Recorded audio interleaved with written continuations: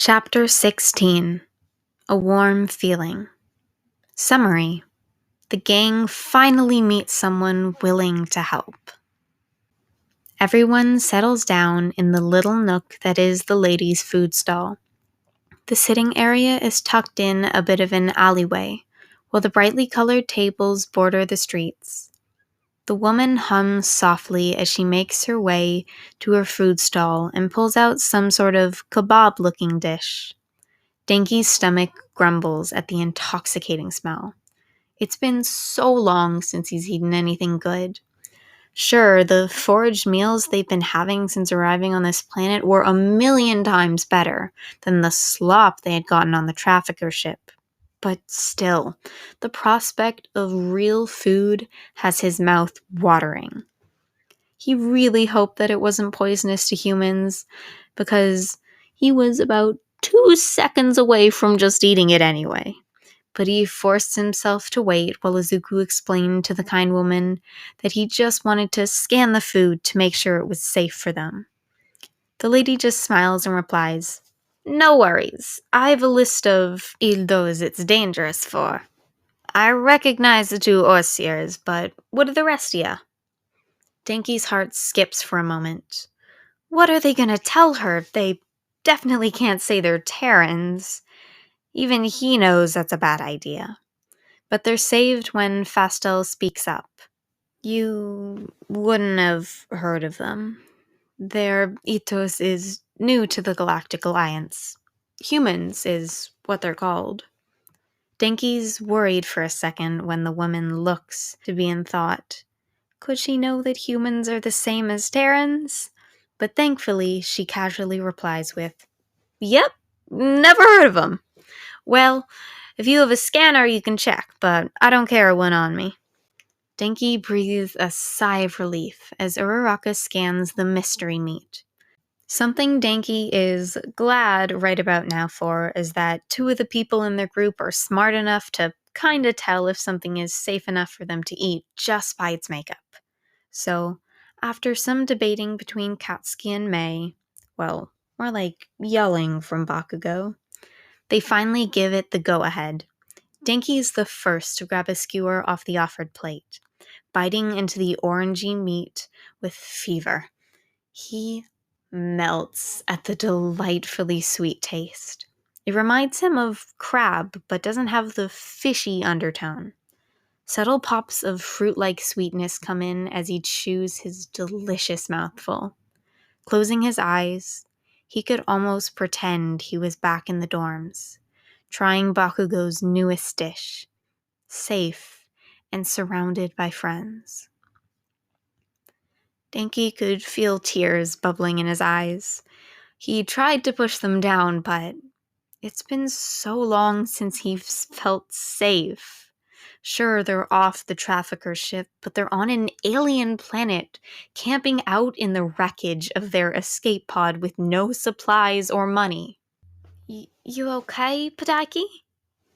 The concerned voice of the new alien spoke. Looking at her through teary eyes, he said with a choked voice, "Yeah, this is just so good. It's been so long."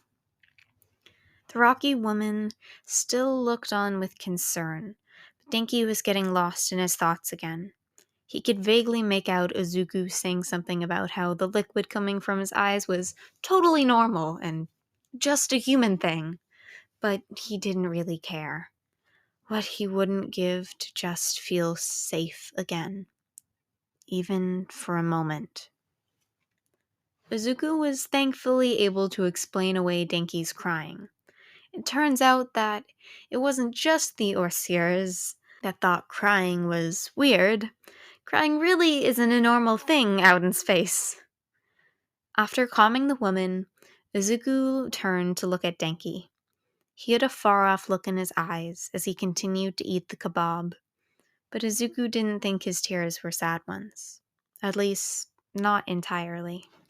So as Mina wrapped an arm around Denki, Izuku focused on distributing the food. Once everyone had their fill of the sweet meat, Izuku turned his attention back to the reason for their trip. Can you help us? We need to buy a ship to get home, but we don't know how to get credits and we don't know where to find a ship to buy. Izuku questioned. The sentient thought for a moment before speaking up. Well, if you can't just take a transport, there's a shipyard in town I can give you directions to. But if you don't have the credits, there's a junkyard with ships that are just in need with some fixing up. She paused for a moment before continuing. If you need credits, you can look online for a job listing. And if you're interested, I could use some help with my food, Stacy. Izuku's brain fired at full throttle with the new information. They probably couldn't afford a new or even gently used ship, but thanks to Mei, they could probably fix one up from the dump. And if they could all get jobs, they would probably be able to afford to buy everything they need. It might take a while, but hopefully they would be able to get off-world within a few months. Denki's voice broke Izuku out of his rambling thoughts. Get a job here? Katsuki's great at food. He's best cook, he said in broken basic. Kachan let out a little scoff, but didn't disagree. Great, the woman smiled. You can start tomorrow. Can't wait to see your skills, hun. This was great. Things were finally looking up, thanks to... Oh, they never got her name. Sorry, but what's your name? Izuku asked sheepishly. The woman had already been so helpful and he didn't even bother with their name. Stupid Deku. Don't worry about it, dearie. I'm Alan. As Izuku tried out the name on his tongue along with the rest of the Terrans. The Osiers had no trouble, but the odd structure of the word took the rest of the group a little to get. Alan seemed amused, looking at them with bright eyes. What funny accents you lot have. I've never heard anything like it before. Alan spoke. Yes, Izuku started, trying not to draw suspicion towards them. As our friend said, our people are new to space. We are just learning language. Oh, how lovely. I hope everything turns out well for you. I'll help you out as much as I can so you can get home soon, she said with a smile. At Ayalan's words, Izuku felt a warm feeling in his chest. If this woman was nice, maybe more beings in space would be. So, maybe, just maybe, space wasn't that bad.